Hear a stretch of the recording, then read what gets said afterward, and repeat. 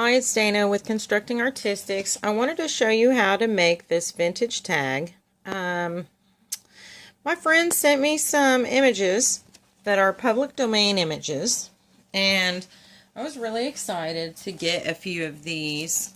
And so what I've done is I took this paper. This paper is pretty cheap at Michael's.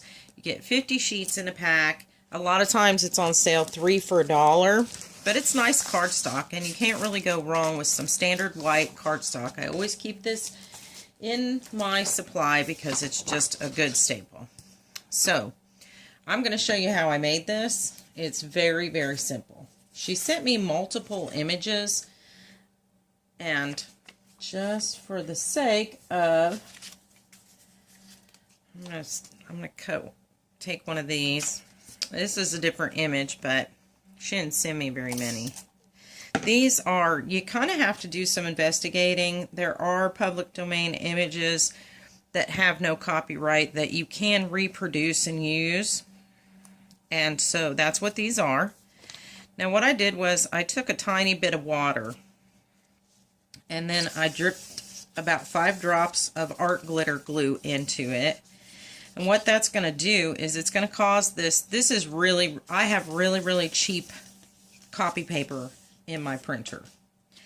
And what happens is that it's very thin and it can wrinkle easy. And so you really have to put it on something to make it stable. So that is the purpose of gluing it there. I love this stuff. It dries clear, it dries fast, and it's easy to work with. What I found is if you don't let it dry real, all the way, don't let it get real, set until tomorrow. Don't let it get real dry, and what happens is the die cuts actually come out better, I think. And I'll show you one of both. Okay, so the tag I showed you is this lady. Excuse me. And I'm going to use this die. This is a nesting die from AliExpress. These are actually defective. If you look at them, these tags are lopsided. Not all of them.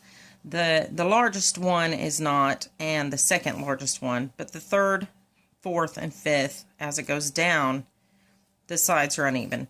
I don't care because I'm actually going to put a focal point on one side. So I think, and I like the size of the tag. Plus, homemade stuff is not perfect, so why try? What I found in doing this, she sent me probably 10 images. What I found in the trial and error of repeatedly doing this is the images with a darker background work better when you're using a die that has some sort of embossing to it. This one happens to have a stitched edge, so I've put that through my die cut machine, and that's what I end up with. And I think it's adorable, and the stitching really shows up well because it pushes into that white paper that's just underneath.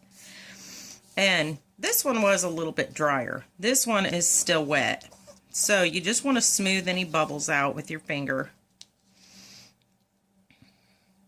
This is a 1920s,